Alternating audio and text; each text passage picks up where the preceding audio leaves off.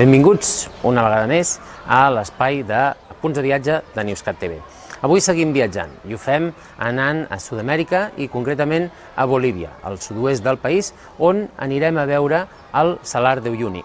A molts us sonarà aquest espai blanc, pla, i que en moltes fotografies s'utilitza per jugar amb les perspectives. És la típica fotografia d'una persona aguantant una altra que està més lluny però que sembla que sigui al mateix nivell i molt més petita.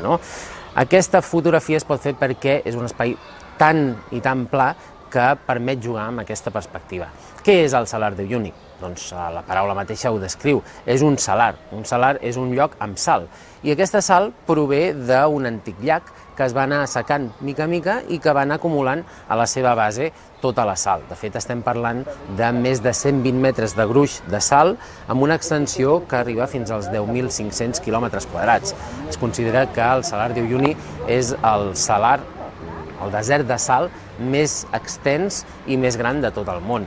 I, de fet, no és només un lloc geològic amb interès pels geòlegs, sinó sobretot un lloc amb interès per les economies. Es diu que és el principal dipòsit de liti del món, i el liti s'utilitza sobretot per les bateries, de manera que Bolívia i els països que l'envolten, en aquest cas Xile i Argentina, en el que es configura com el triangle del liti, contenen els dipòsits de liti més importants del món. I actualment, el Salar de Uyuni, a part de ser un espai fotogènic, també és un espai de treball.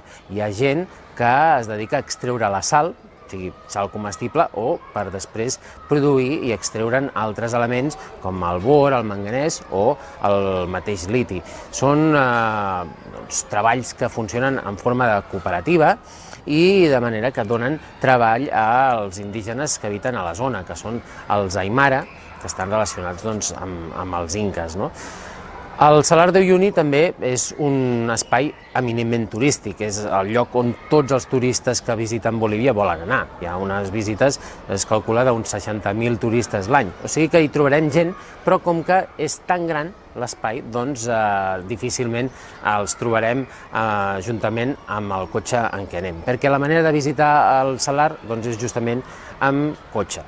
És un espai tan extens que necessites un tot-terreny, i aquí hi ha unes quantes companyies que ofereixen el servei. En concret, a la ciutat d'Uyuni, que és la més propera al Salar, s'hi organitzen diferents tours que, depenent de la durada que vulguis que sigui el tour, et portarà amb més o menys punts per visitar. Un d'aquests punts és l'illa del Pescado, li diuen.